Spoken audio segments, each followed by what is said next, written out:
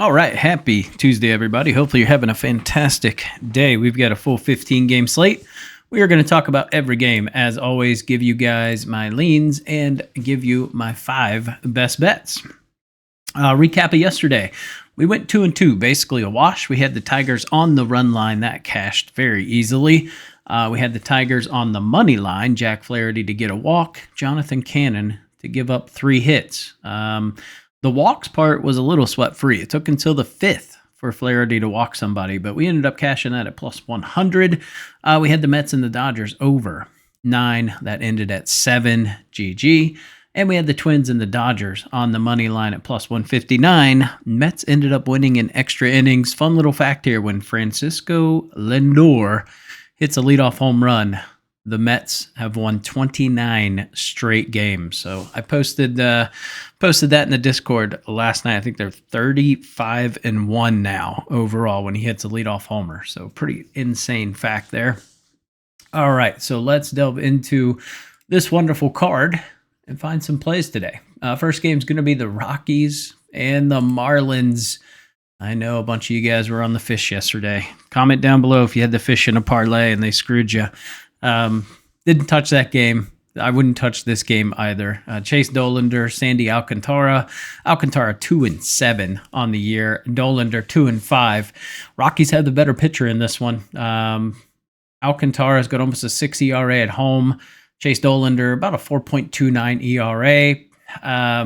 Over or nothing for me would be the only way I would bet this. I do like the over here, but I get a little nervous just because I think Dollander is a pretty good pitcher, but this Marlins team probably gets to him. But same as yesterday, there's no way in hell I'm paying this price for the Marlins. So complete pass.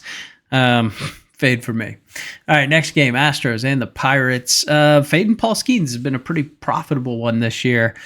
Skeens 4-5 on the season. It's pitched great. It's nothing he's doing. Just doesn't get any offense. It's going to be 81 degrees with a 6-mile-an-hour wind blowing in. Got an over-under of 7.5. Lance McCullers Jr. I mean, I'm rooting for this guy to pitch well. Dude's getting death threats. It's pretty insane. He's got almost a 6 ERA on the season, but on the road, he's been outstanding. 2 away starts, hasn't given up an earned run.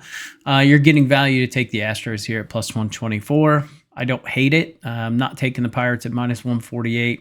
It's going to be 81 degrees. Like I said, 6-mile-an-hour wind blowing in. So it's going to be an okay day to score some runs. The over actually hits more than the under in Paul Skeens start. So it's Astros or the over for me in this game. Next one's going to be the Cubbies and the Nationals. Cubs minus 155. I'll tell you, the Cubs have played one game this season on the road. First game where they've been higher than minus 140, and they didn't win that game. Nationals are 4-4 in the first game of a series at home. Cubbies are 5-4 on the road in the first game of a series. Just give me the over in this one. We get the wind blowing out. It's going to be 81 degrees.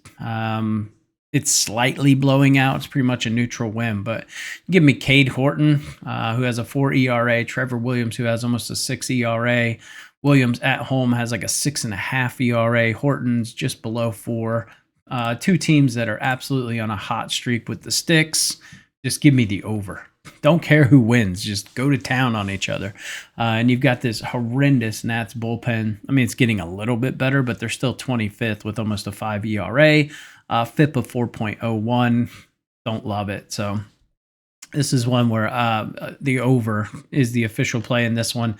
You're getting value to take the Nats at home. Trevor Williams is a better pitcher than Cade Horton, but again, don't trust the back half of that bullpen once you get past Trevor Williams. Next game, Guardians and the Yankees. We got Carlos Rodon going up against Tanner Bybee. Bybee is just getting destroyed. Another start where he got absolutely shellacked.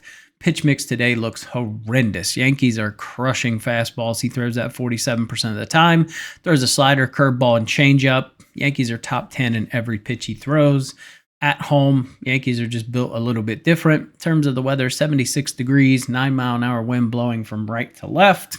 And you got Carlos Rodon on the bump, who is pitching outstanding. 2.60 ERA in 6 home starts. He's got a 2.60 ERA overall. Bybee 5.13 ERA on the road. I like the Yankees.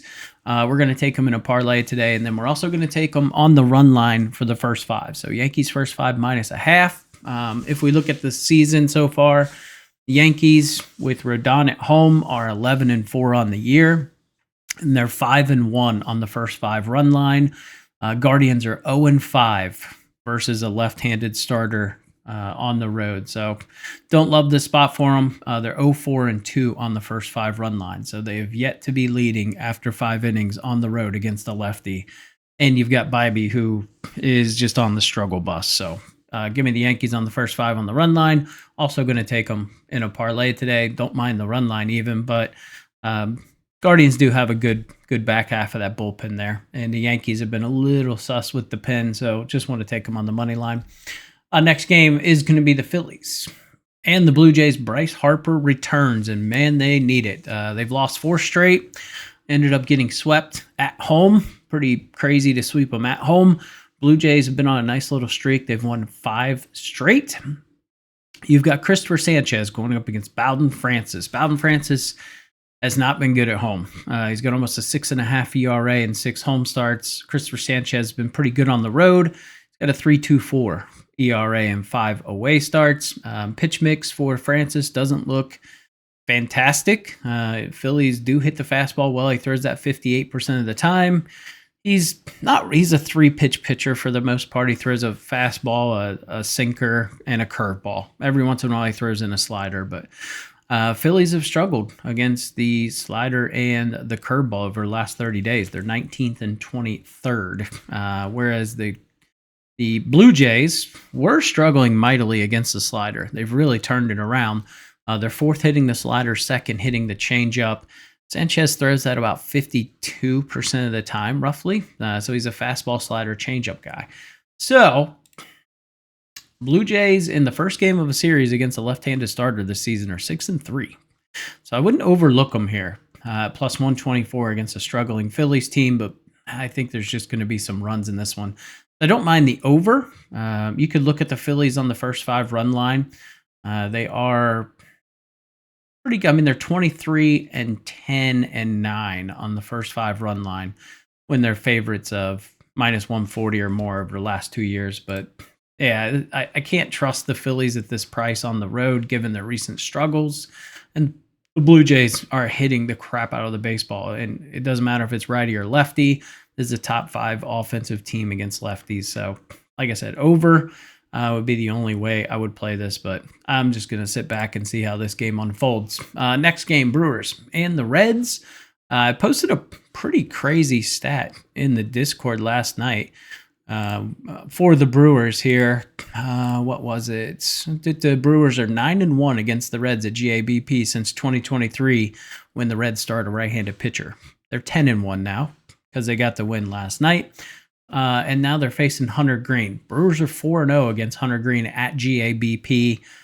They've only lost to him 1 time. He did win a game up at their park.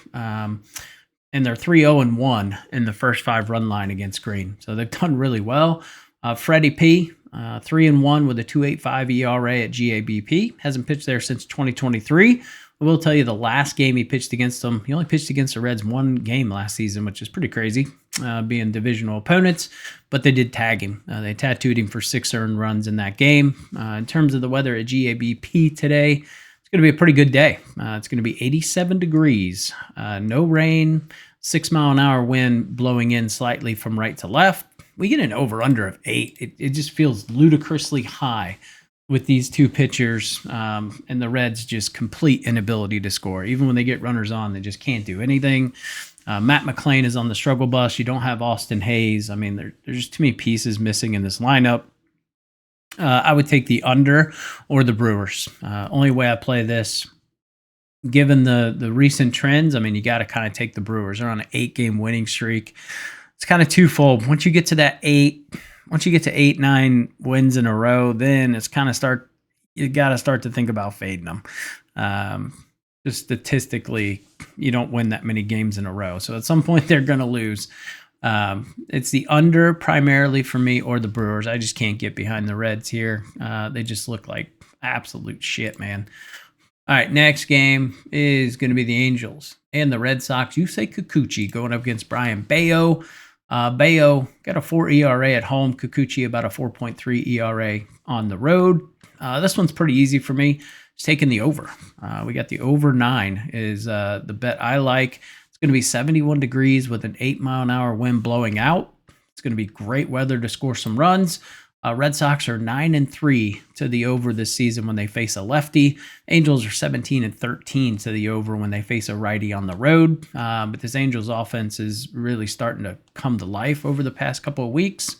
And the Red Sox should be able to hit Kikuchi. So this is one where I really like the over. Just don't love the pitch mix for Kikuchi. Throws the curveball about 10% of the time. Red Sox have been crushing that. Throws a lot of sliders. Red Sox are top 10 in that. The fastballs, they're 11th. So, and then Bayo is just not a dude I can trust. Angels hit the fastball really well. He throws that about 52% of the time. Should have some success with his slider, maybe his changeup, but Angels are still going to get some runs off of him. So just give me the over 9. Red Sox bullpen's definitely been better, but the Angels bullpen we know is highly susceptible to giving up runs. We saw it last night. They got off to a big lead.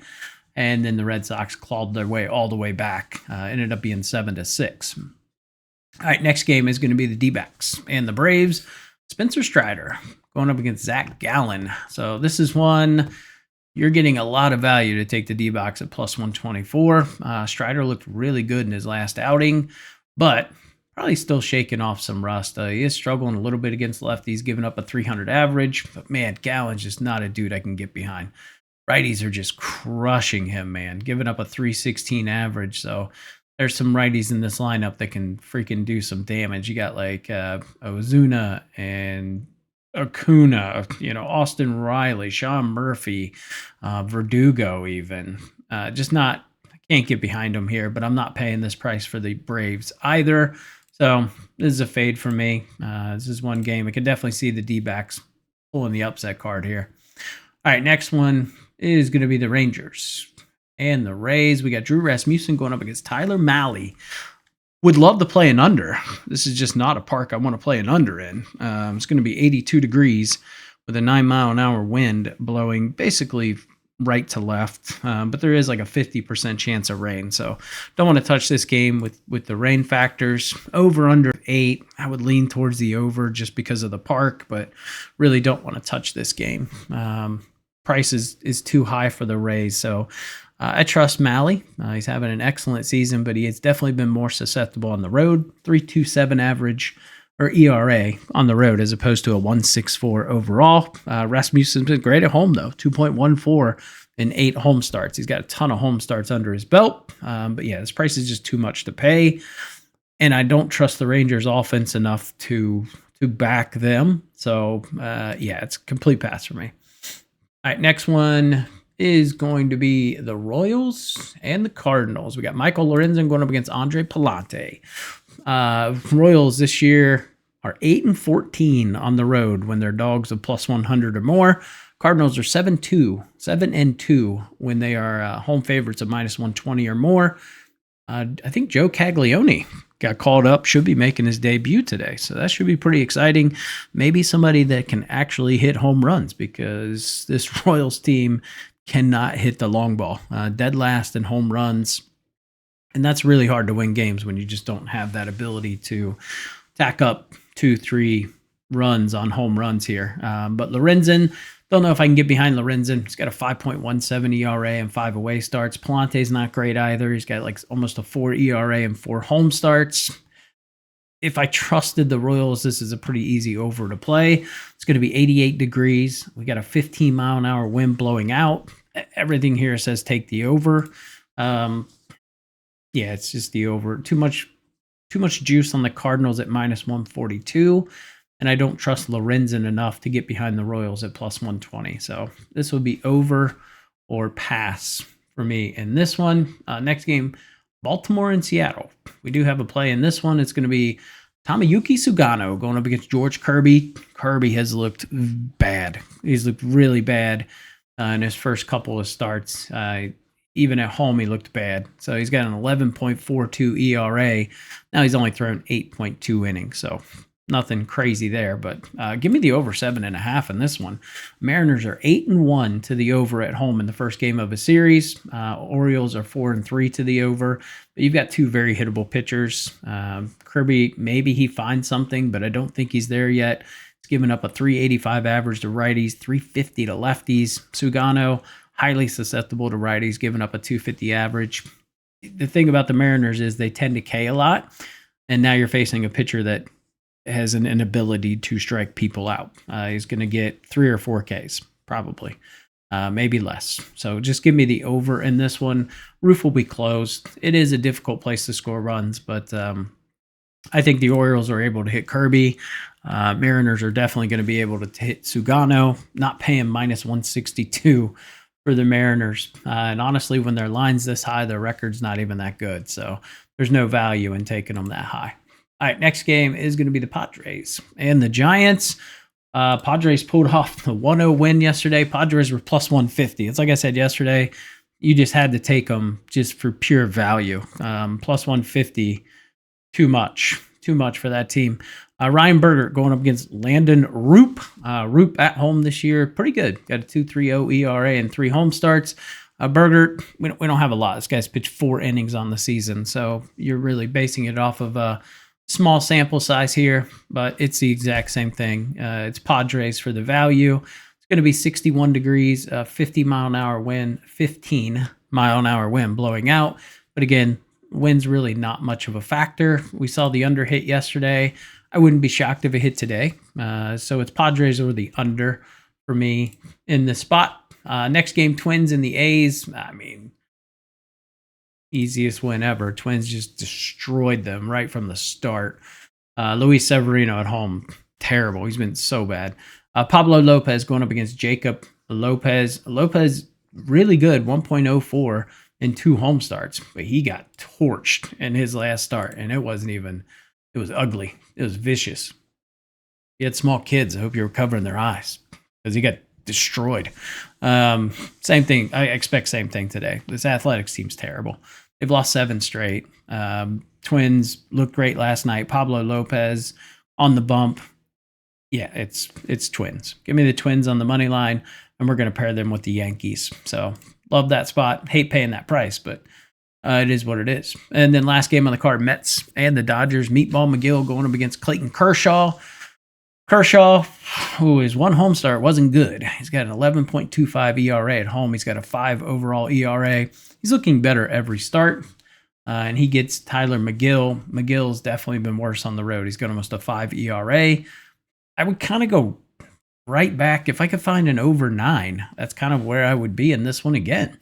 It's going to be 65 degrees with a 10-mile-an-hour wind blowing out. No official plays in this one, but yeah, it just can't pay -142 of Clayton Kershaw back there. It's a little too much. So it's the over of the Mets for me would be the only way I would play that game. All right, let's get into our best bets. Get you guys on your way. If you haven't yet, make sure you guys like, comment, and subscribe to the channel. Comment down below with your favorite play of the day. First play that we're taking is going to be the Yankees on the run line. Already talked about it. You can also look at the under here. It's a bit of a ballsy play with Bybee on the mound, but the Yankees are 9-0 to the under when they're this big of favorites and Rodon's pitching. So that's an option. Don't really love taking unders at Yankee Stadium, though.